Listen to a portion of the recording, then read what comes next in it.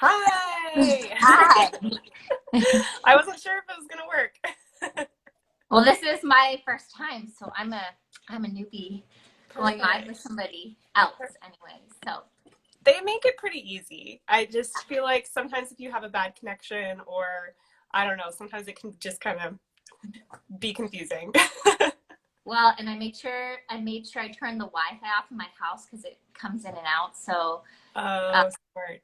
using cell phone data is a lot better, more reliable for sure, at least at my house. Yeah, I'm in the office, so for me, I'm kind of I tucked don't get away. I don't get any internet in my office, so Oh, wow. I'm Yeah. in welcome. So Yeah. that's my mug collection. That is awesome. That is awesome. So I kind of wanted to just have you on here and really talk a little bit about what you do, and a little bit about kind of, your philosophy around helping kids to try new foods.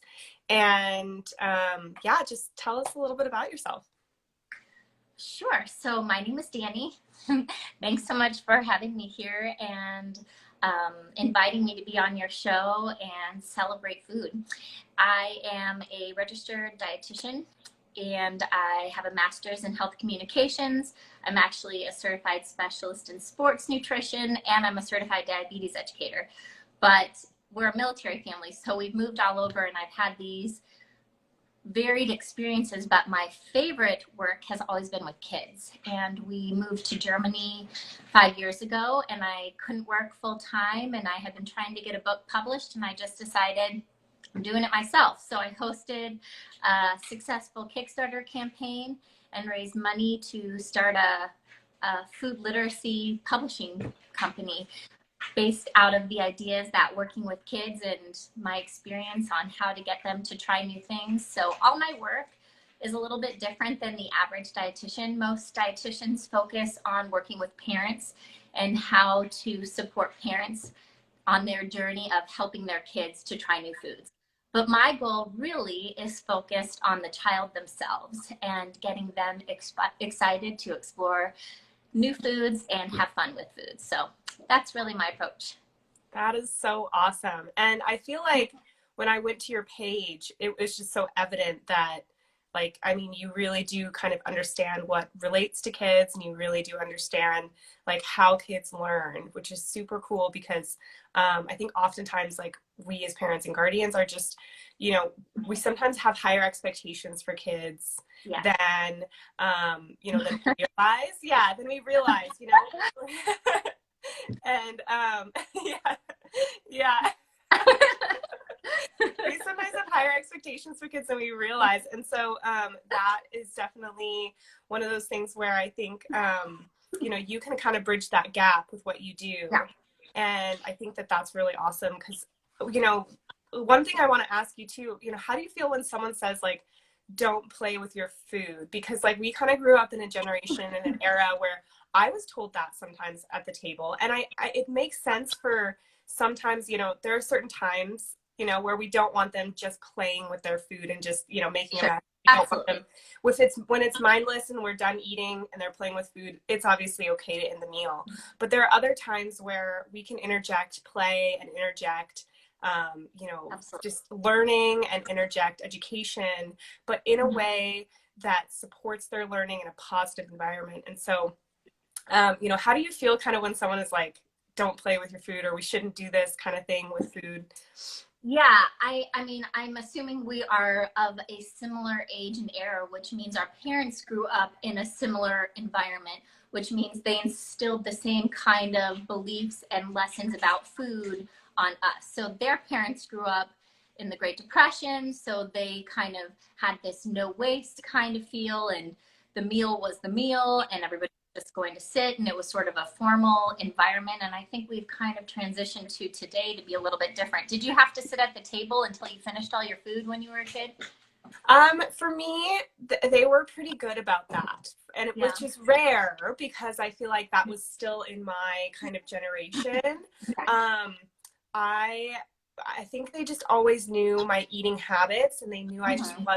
I wasn't a plate finisher, and Yeah. but it actually wasn't until I was like older that plate finishing kind of started to like infiltrate my It's mind, I because guess. you don't want to waste, right? You're like, this was expensive, or there's a lot of money associated with this, or always trying to minimize food waste and things like that.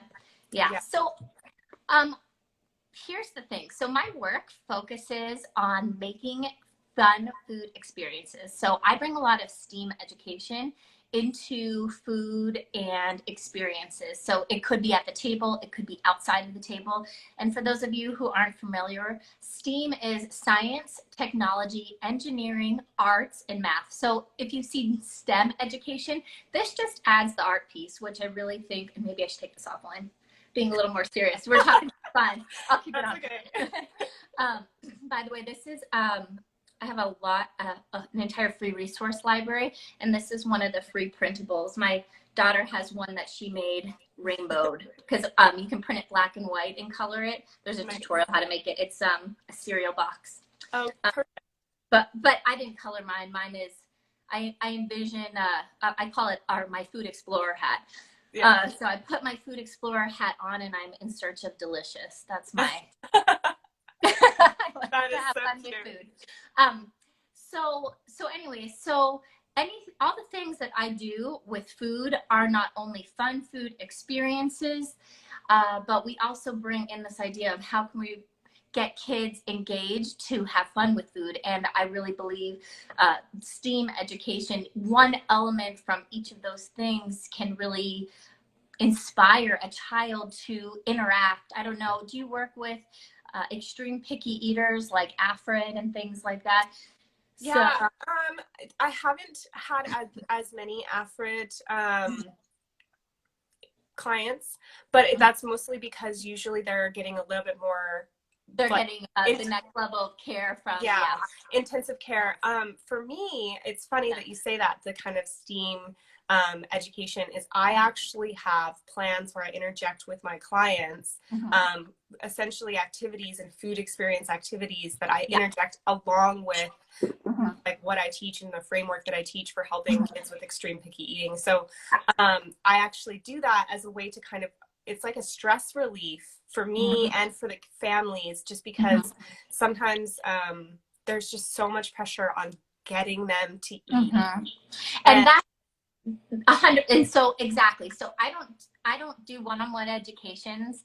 I haven't, because we were living out of the country and that just wasn't my focus. So everything you're saying is exactly what I focus on all the time. Yeah. And it's tools and things that children can do at home or parents can do with their child. So I have an entire book series. I'll show you one of my books. This is Where Does Broccoli Come From? A Book of Vegetables. And essentially what these, you can see it's quite thick. It's like a reference book. It's not meant to be read from start to finish, but it takes the reader from farm to fork. And so there isn't necessarily an expectation to eat, but what I learned is a couple of things. So from working with kids, and I'm going to take this off so maybe you guys can take me a little bit more left there, a little more seriously instead of my food explorer hat. Maybe we'll put it back on. But what I learned working with picky kids is a couple of things. One, and you can relate this to yourself. Do you have kids? No, I personally don't. Okay. So my parents, are moms and dads out there who are listening, you can relate this to, if somebody tells you to try something that looks disgusting, are you going to want to eat it? Yeah. So we are not necessarily going to want to try something that doesn't visually look appealing to us. But if you are not saying, hey, try this food, but you, for example, take a bite and you're like, oh my God, it's the best thing I've ever eaten. And you start describing descriptive words or using descriptive words like it's so juicy and sweet and flavorful and I can taste this and I can taste that. You're going to be more enticed to try something. And kids are the same way, but it also is not just about the taste. And especially when you have picky eaters, it might take a lot to get them to actually put some things in your mouth, because that idea of disgust is huge. That feeling of repulsiveness, they're not going to do that. So what my books focus on is this whole dynamic approach. So it takes a child learning about photosynthesis, how a vegetable is grown, the different parts of a vegetable that we eat, like a broccoli is a flower and a celery is a stem. And, you know, everybody knows avocado and tomatoes are actually, and peppers and eggplant are actually fruit, but they're classified as vegetables based on how we eat them, even though that's not how they are botanically classified. Yeah. And then we take that idea, we talk about good for my body nutrients, because some kiddos love to learn the sciencey side, the good for my body nutrients. So I'll just show you, let's see, yeah, good for my body nutrients. So we have some icons for kids that are a little bit older. I actually have a mom who messages me all the time whose 3-year-old is obsessed with that page and corrects her. She's a physician's assistant, and so she's a sciencey person, but her child, literally every character page he goes to will talk about the good for my body nutrients. For some reason, that's what he relates to. But then the next thing, and I talk about different cooking methods. So the kids that like to get in the kitchen, I have some moms who message me who have little chefs. And so these icons they relate to, and that's what they look for on the page. But the big thing that I then focus on is using your senses to experience. So I have a bunch of free printables. There's a My 5 Senses form on my website. Even if you don't have this book, you can print these My 5 Senses forms off, and you can print them 2 to a page, but start exploring foods by, well, what do you see? Like, oh, let's grab a banana. Like, here's a banana, you know, what color is it?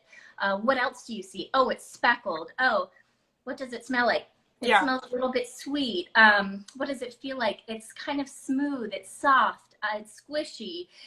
What does it sound like when you run your fingers over it? So I'm doing all these things besides putting that in my mouth. And I think that's important because, and I really believe that you should empower children to learn the words and the tools to help express what they like and don't like about foods. So I know there's a lot of dietitians on Instagram who are like, you can't say you don't like something. Don't say you don't like a food. And I really feel like a child should, and a parent should learn to honor those preferences, but there's a rule involved. The rule is that a child should be able to articulate what they like and don't like about foods. And that is by empowering them. Maybe they simply don't like the colors, you know, like maybe the brown speckles weird them out, you know, like you can keep a banana fresher longer once it's to your desired ripeness. If you don't want it to ripen anymore, put it in the fridge. Now, it turns brown, but once it turns brown, the quality remains the same for about 2 to 3 days, except that peel makes it look super unappetizing, you know? So we eat with our eyes. And so this is part of how I got to the work that I would do, because I'd have a parent that would come in and say, oh, my child loves spaghetti with tomato sauce, and they love pizza, and they love all of these things, but they will not eat tomatoes. And so then when you start actually talking to the child about tomatoes, then you discover, oh, well, what is it? Do you like the flavor? Oh, the flavor actually tastes good to you. Well, we know that because you like to eat pizza sauce and tomato sauce on your pasta. But it's the texture. Is it the seeds, that crunchiness, or is it that sliminess around the seeds that are affecting you? And if that child then learns, oh, it's not the flavor I don't like, it's the texture, then a parent could purchase a lower seeded variety of tomato. They could get a tomato that is, like a cherry tomato that doesn't have that same texture, or they can scoop the seeds out, and guess what? They're eating fresh tomatoes. And actually I have one more. This book isn't out yet, but I literally received this a week ago, and I haven't shared that it's even available yet. But this is 101 descriptive words for food explorers, and it's a visual guide for adventurers in food. So essentially, a child can look at a picture and relate, I'm just going to relate that to tomatoes, to the image. So plump, but really the word I was going for here is slimy. Does it feel slimy like a snail? So Yeah. if you can empower a child to learn those words, to Yeah. be able to tell you, I just don't really care for that slimy texture. And then it goes to this kind of scale, like, is it super delicious? Is it delicious? Is it okay? Are you still exploring it? Or I just like it. Yeah. But I don't say yuck. I don't want to eat that, or I Yeah. hate that.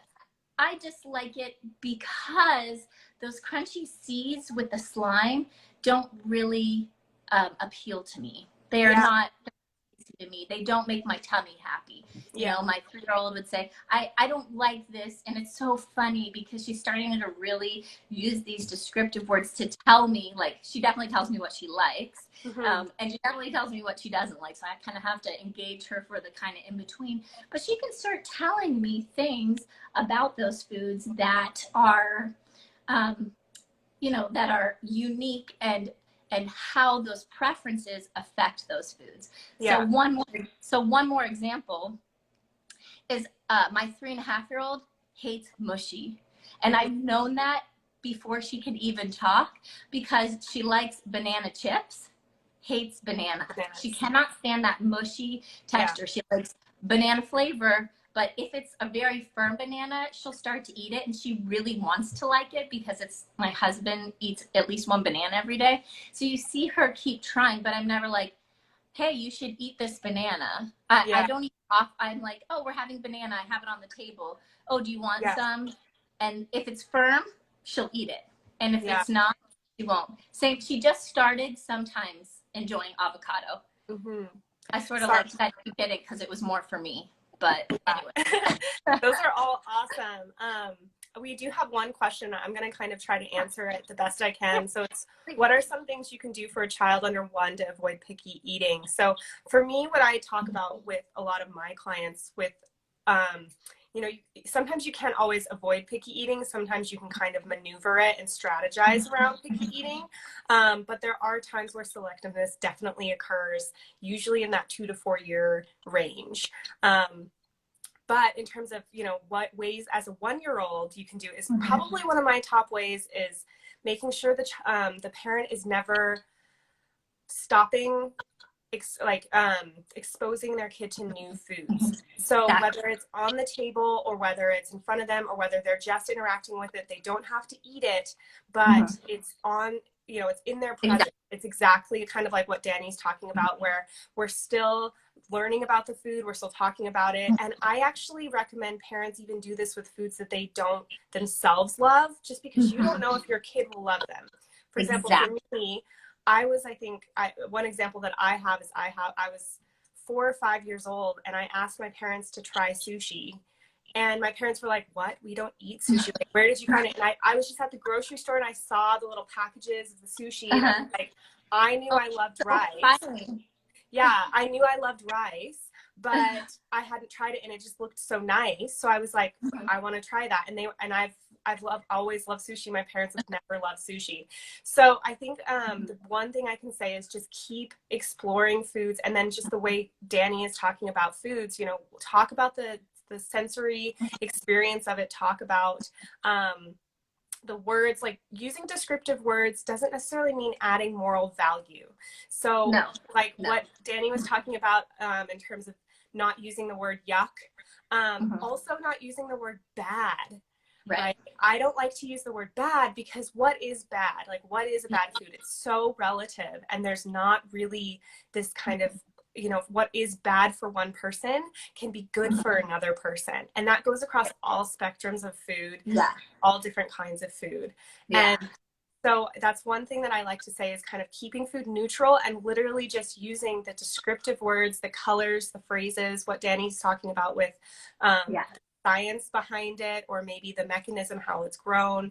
The more kids know about a food, where it comes from, what it looks like, the more they know it outside of it just being in front of them, the more likely they're going to be able to be more adventurous eaters, because we put so much pressure on just getting them at the table anyway, right? It's hard to even get to them at the table. And then you put a food in front of them and they're like, what? Like, they're like, are you kidding me? Like, there's no way I'm going to try this. So exploring that outside of the mealtime really can make such a big difference. Yeah. And what I would say for under one is it's really just about exposure. Yeah. And I think the average is, I think the research keeps changing, but I would say your child might try something new the first time you put it on their plate, or it may take them 20 times before they Yeah. pick it up. And Yeah. just because they don't eat it doesn't Hmm. mean that they don't like it, and doesn't mean you shouldn't offer it again. Yeah. So it's really just about, and also keep the portion small, and Yeah. don't overwhelm them. You know, if Yes. you haven't already, which teach your child more, and they can point to what they like and tell you more, or you'll see they might have eaten it. Hmm. My children like to steal my plate when I Yeah. am not getting them something quickly enough that they want more. But it's all about exposure. Expose them to different spices and seasonings, and fruits and vegetables from all over the world. And I love your tip about even things you don't necessarily love to eat.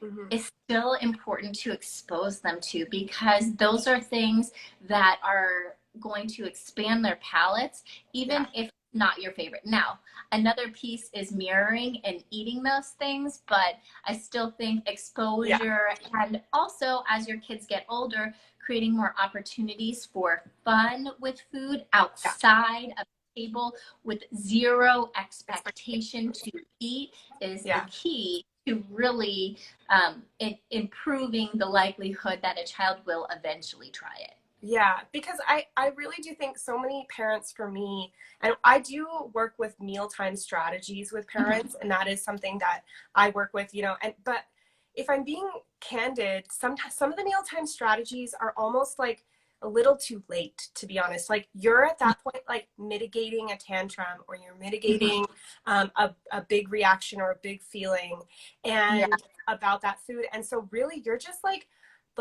crisis managing at that point.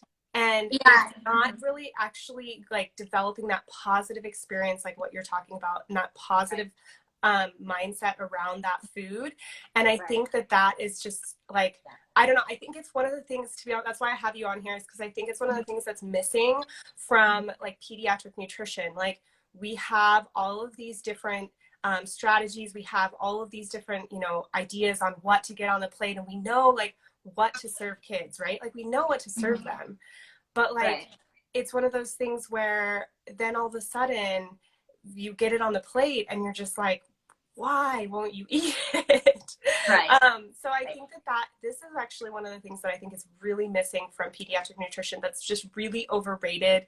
Even, I mean, you don't ever have doctors recommending this. You don't ever have people recommending this before going to feeding therapy or before going Mm-hmm. to other more extreme cases of interventions. This is something that parents can do on their own. And I think some parents, when they hear this, okay, another thing I Mm-hmm. have to do. And Go well, ahead. and I was just going to piggyback on top of that. It's like if you have tried exposure several times and you've put it on their plate, and you're like, you do not have to eat it, but it stays on your plate. My kids will try and put something on the table if they really don't want it. But that's when you take that experience and exploration outside of mealtime, outside of the table.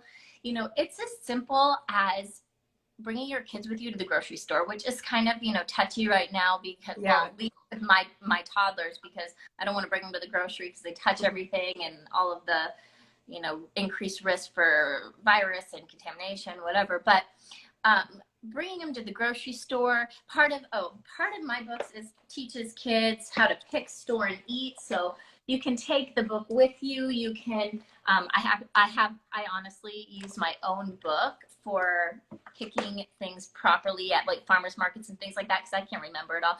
But having your child like, oh, let's look it up, or look it up before we go. Oh, and I have a freebie printable on my website that has how to pick all different like 52 different fruits and vegetables. But if you're like, oh, come do this sensory, okay, I know to pick a great carrot and greens, it needs to be firm, smooth, moist, look for well shaped. So you say, hey, you know, my daughter's name is Shiloh. Hey, Shiloh, can you help me pick a carrot? I need it to be firm. Does it feel firm? Is it smooth? Does it feel like it's a little rubbery? Oh, that's not our best one. Oh, the greens are brown. Let's choose one with green greens, you know, and so they're part of that process. It's the same that goes for if you have your own garden, you see, and I love this. I love when families post about how they're growing their own garden and then their kids are out there working and they have so much pride and they're really empowered by the whole process of growing their own food or helping pick it. Or even if you're not bringing them to the grocery store these days, you know, we could bring your child in and say, oh, can you tell me how to make sure that we store these carrots so that they last longer? Because it's going to take us a little bit of time to eat this. Oh, let's read this together. Oh, it says refrigerate raw, unpeeled carrots in a moist paper towel. Can you pull off a paper towel for me? And you go through that process. So even if you don't do all the food play or the STEAM education, you know, it can be as simple as your daily tasks, pausing for 10 seconds to involve them in the process. And if you have the time, if you have the opportunity, help them have you cook in the kitchen, help them have you with process from A to Z. But even little tidbits outside of that pressure of it's on my plate, I don't want it touching anything, it can really transform. And you will be surprised, parents, I know you know exactly what I'm talking about, but you will be surprised to find that if you involve your kids outside with zero pressure, you make it all about experience-based education and fun, and you never mention, oh, you need to try this, but then you do get to the table and you're like, oh my gosh, these carrots are so tender and sweet. I love the maple glaze I put on top of it. It really makes it taste like candy. I'm pretty sure that there's going to be just a little inkling that your little person is going to want to try it without you having to say, hey, why don't you try those maple glazed carrots? Yeah, because it doesn't, I think we think it means something to them if we just tell them, like, once it's in front of them, you know, we think it means something to them when we're like, oh, it's maple glazed or it's whatever, you know, like that doesn't mean anything to them. Unless they see sprinkles on there. Yeah. They can pick off and just Yeah. eat the rainbow sprinkles. It means nothing. Or unless they've been involved, like you said from the beginning, like, did they press the button when you made a smoothie? Like, there's so many times where I'm like, okay, you know, literally just filling up the container for the smoothie. I mean, that, and then every single time you put something in, this is spinach, this is an apple, this is, you know, yogurt, whatever it is you're doing. That is like we really underrate that, because it's just like, if you think about it, the refrigerator is just this like magic box that food comes out of for kids. Or the I was going to give you like a beware or warning though, because if you're not like used to having your kids helping you with things, you might find that, well, one, you know, it's going to be messy, but two, you have expert taste testers when they are helping prepare things. And so that item might never ever make it to the table because they're busy putting it in their mouths. Yeah. And that's something too that I think is also like really underrated, is that like outside of mealtime exposure and those bites that they have, like that really is preparing them for sitting at the table and eating and being a like productive member of the family, you know, and contributing to the family dinner time. And so I think it's just, you know, I think some parents do get really overwhelmed with getting their kids involved because they're like, it takes forever. And it does. It 100% does. But I also would say and it doesn't have to be the whole process. Though. You can make one small little thing, make that workable. Exactly. And like one of the things I love is even just washing the fruit or veg. That's like one of my favorites. Large bowl, you know, washing it, have multiple bowls and have them put it in and then dry it. And like that could be on the at the sensory water place. So yes, exactly. Yeah, that's one of my favorite ones too. So well, thank you so much, Danny. We do have to kind of wrap up here, but I just wanted to say, you know, everyone who isn't following Danny, her hashtag is, or not her hashtag, her handle, oh my gosh. Her handle is Kid Food Explorers. And she is just so like a wealth of knowledge in terms of just like when you feel like you're not inspired, you're like kind of just at this place where you're like, I literally don't know what to do, and you're just feeling like I need to find something. Like if you're also feeling unmotivated and you're feeling just like tired of these food battles, like go to her page and just pick one or two things to try with your kids and just try to make it more fun for you, because I really think that that is going to be also like, it's going to sustain your energy as a parent and guardian to keep up the exposures and to keep up, you know, with your picky eater and to keep up with your selective eater and to make sure that you're just feeling confident and empowered alongside them, right? We want to empower kids, but we also want to feel empowered ourselves that we're doing the right thing. And one, if I can say one more thing. So what I try and do is every 2 weeks or so, focus on a new fruit or vegetable that's in season. I'm all about in season, recycle. So it's funny because we kind of got connected more over the idea that you are teaching things exactly the way I teach from my book. And I was like, oh my gosh, I've never seen anybody teach that way. You know, where does this food come from, how to describe it, you know, interesting facts about it. And so what you'll find on my page is that every 2 or 3 weeks, you'll see a new fruit or vegetable to focus on that you should be able to find at your local store. And so it'll give you easy facts to share with a child. It'll tell you, I have little videos on how to pick, store, and eat it. So you don't have to have any of these resources. You just have to go to the page. I usually try and include at least 2 recipes you can make with each food item, and then at least 2 STEAM activities. So these 2 weeks I am doing corn. And so I don't know if you have corn near you, but the first activity was shucking corn and how to teach your child to shuck corn, which, by the way, is super helpful. Just have them do it outside because it's also messy, but it's really great tactile and sensory and fine motor skills.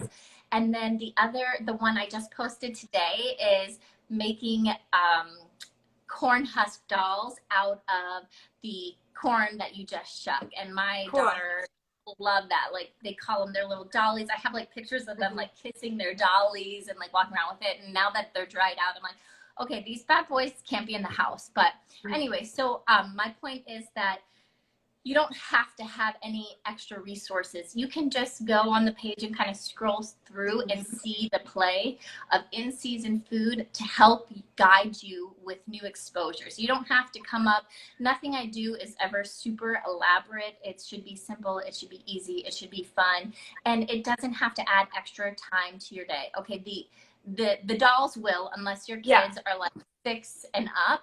And mine are a little bit younger, so I had to sit there with them and do that. But I had to sit there with them and help shuck corn anyways, because they aren't not at that level. So I try and run the span of ages and do some activities for younger kids and some for older kids. So it really just use it as an inspiration of how you can easily incorporate fun with food into your everyday life and take some of the pressure away from your meal times. So good. And I think that is just the perfect place to end on, because I really think thank you so much for having me.